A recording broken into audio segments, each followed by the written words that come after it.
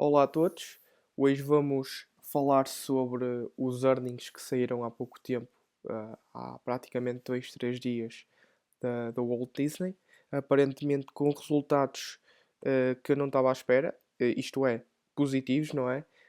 Apesar do que se está a passar com a pandemia em termos de alguns negócios, como é o exemplo da Walt Disney. Quando pensamos na Walt Disney, pensamos em uma empresa cujos seus maiores ativos são terrenos e também dentro desses terrenos tem os seus grandes parques, a sua marca de cruzeiros, os seus hotéis, os seus entretenimentos, e sem dúvida que com esta pandemia fiquei um bocadinho alarmado com a minha posição. Obviamente que sei a 100% aquilo que investi na Walt Disney. Isto sim, já posso dizer que sei a 100% aquilo que investi.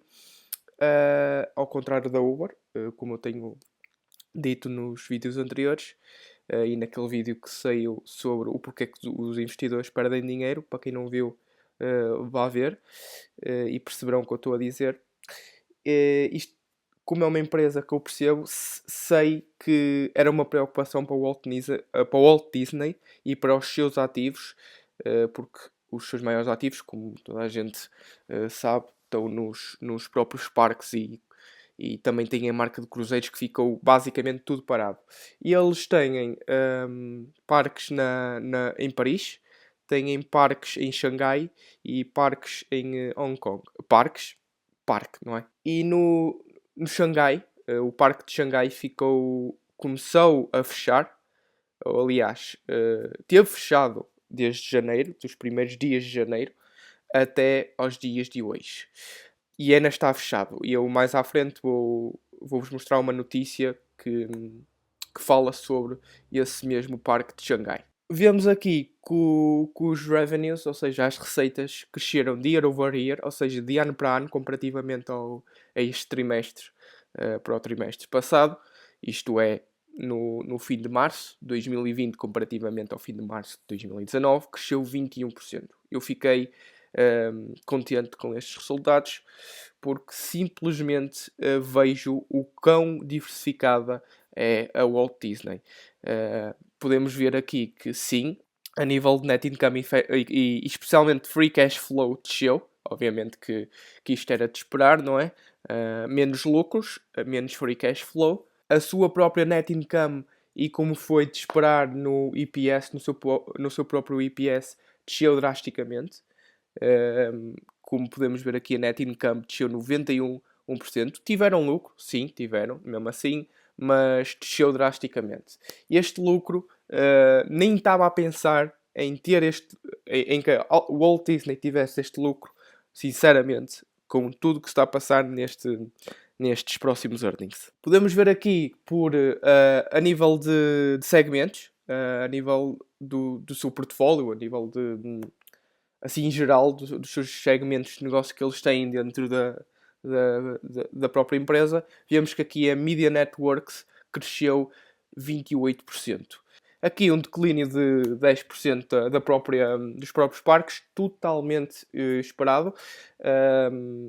Sinceramente, não tenho uma ideia ou não tenho uma opinião sobre estes 10% se são muito ou se são pouco, mas visto com tudo o que está a passar, estava à espera deste declínio destes 10%, pelo menos, não é? Estou perfeitamente tranquilo. Temos aqui o Studio Entertainment, ou seja, são os canais televisivos.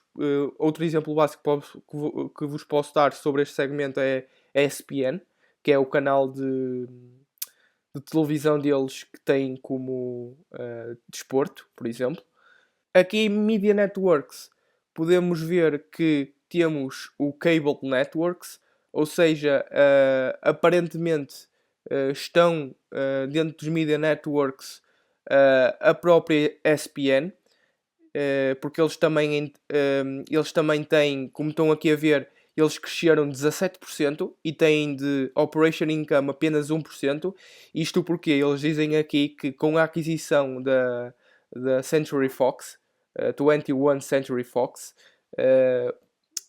e isso, para quem não sabe, pode ir ver o meu vídeo da apresentação da Disney que eu tenho no canal, e falo sobre essa aquisição.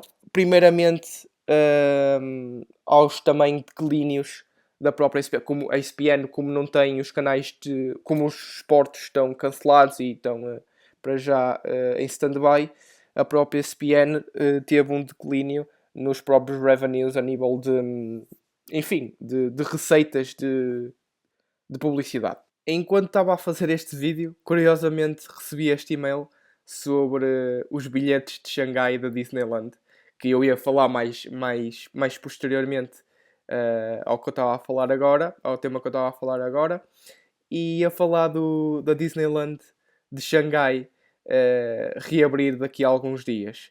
E curiosamente recebi este e-mail a dizer que eu antes de receber este e-mail tinha uma opinião que os próprios parques, ao reabrirem, ia fazer certas restrições, que eu já vou falar mais à frente, que são essas restrições, não iam encher.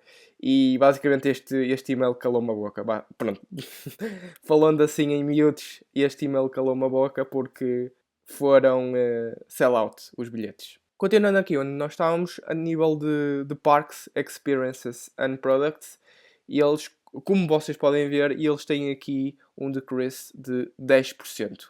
E a própria Operation Margin eles têm de 58%. Isto era de esperar que as revenues descessem 10% e os próprios Operation Income fizessem um maior declínio. Porquê? Porque à medida que os tempos passam, alguns custos vão aumentando. Alguns de acordo com, enfim, com as suas próprias depreciações e também o recálculo dessas depreciações, e também alguns ativos, alguns custos, peço desculpa, alguns custos que estão sempre a inflacionar.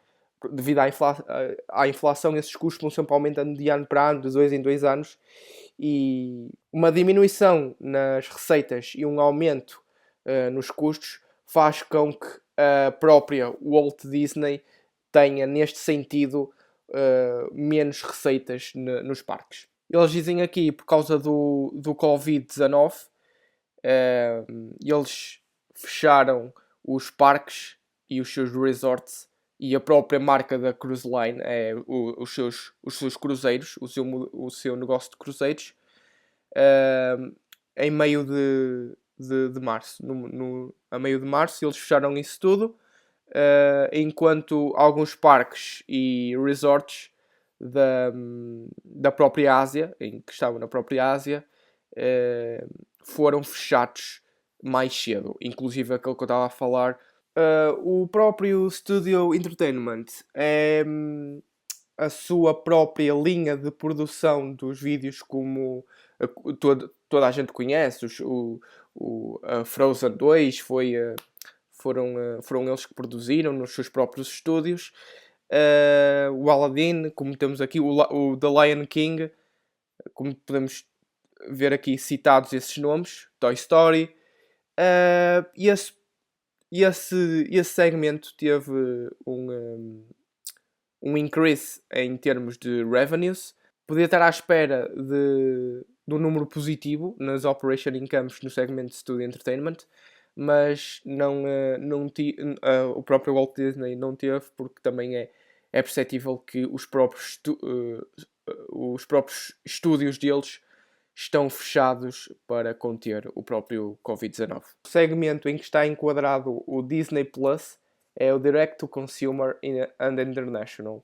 E este segmento é onde está enquadrado a Disney Plus, ESPN Plus e Hulu.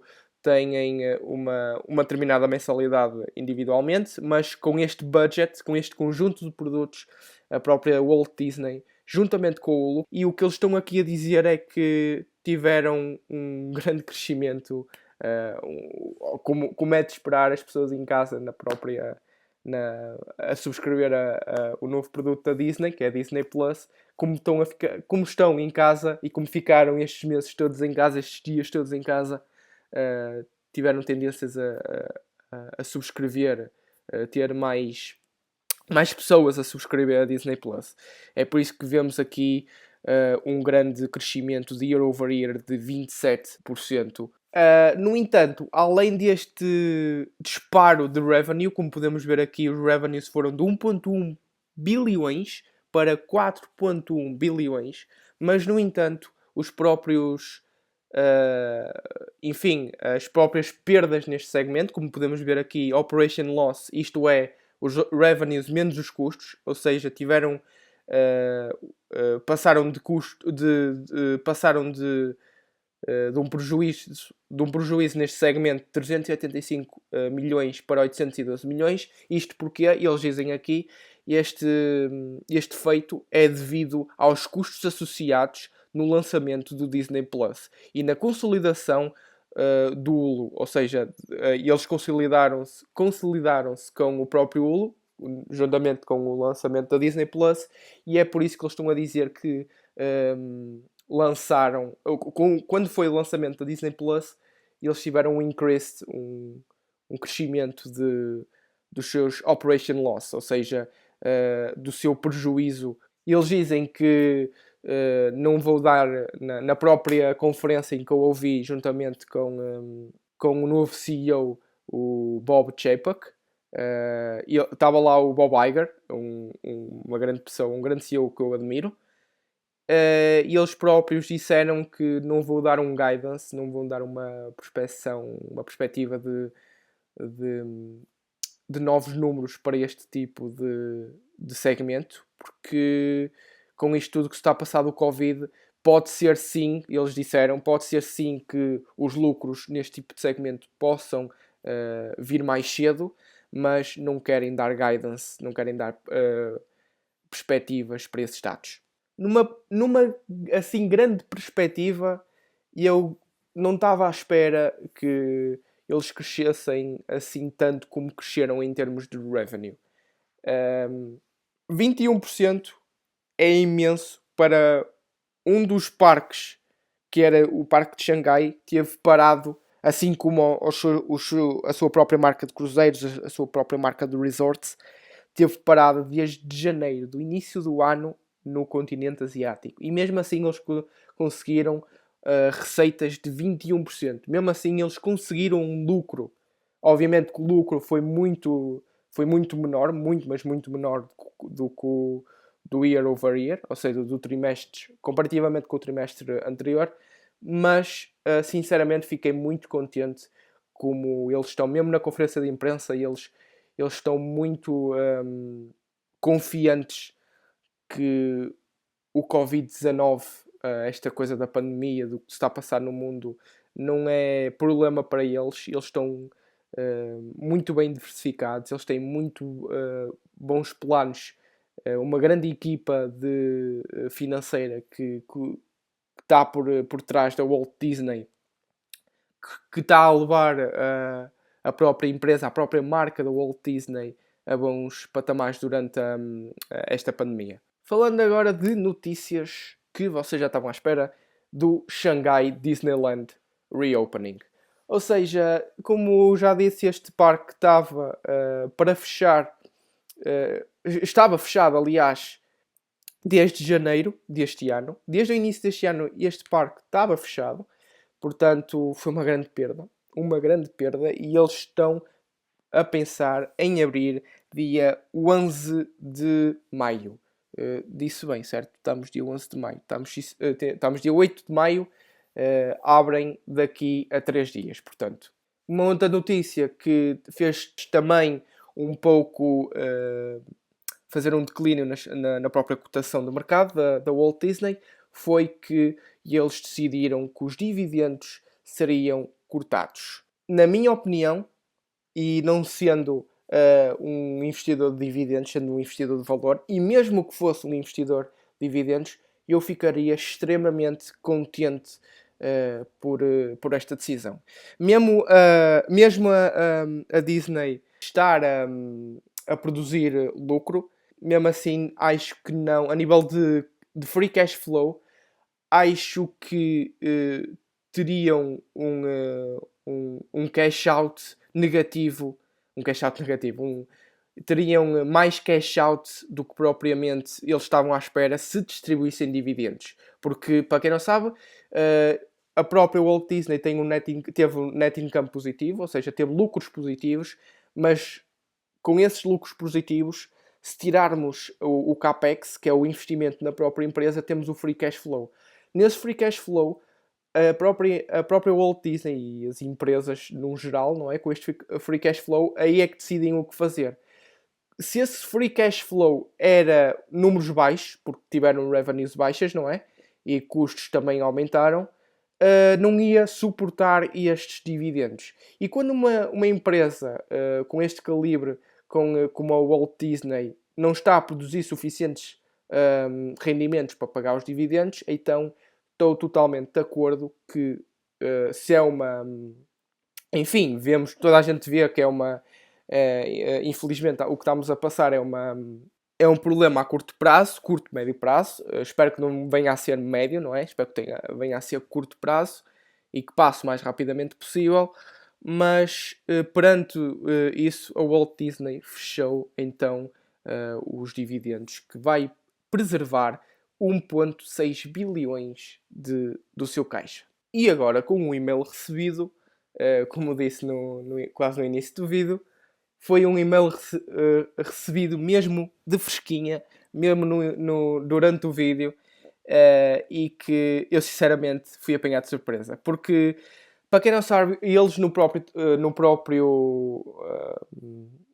nestes próprios warnings, disseram na conferência e disseram também naquele documento em que estávamos a analisar. Eu é que não quero, para não estar aqui durante 2-3 horas a analisar convosco aquele documento e dizer aquilo tudo, não disse essa parte e deixei para o fim. O que é que eles estão a pensar em fazer? Estão a pensar em fazer o reopening aos poucos dos seus parques, mas com algumas restrições. Restrições essas que são só podem ocupar 30% de capacidade em cada parque. Como podem ver aqui, 30% de capacidade é o limite em que as pessoas... é o limite que o parque aceita, não é? 30% da capacidade total do parque. Ou basicamente 24 mil pessoas. Só...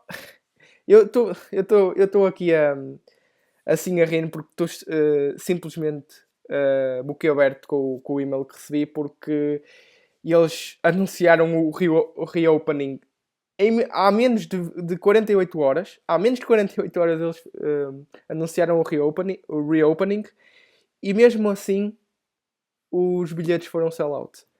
E eu, na minha humilde opinião, eu pensava que nunca iria chegar aos 30% de capacidade.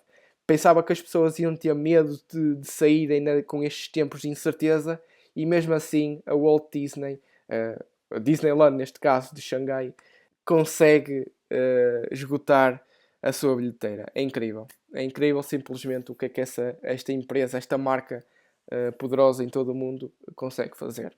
Dando uma vista de olhos aqui agora ao meu portfólio, e para agora vocês estão a ver aqui, está um bocadinho mudado. Sim, mudei algumas coisas, pus o portfólio mais organizado e tem aqui esta parte dos dividendos, até porque está bonito, digam lá se não está, eu achei.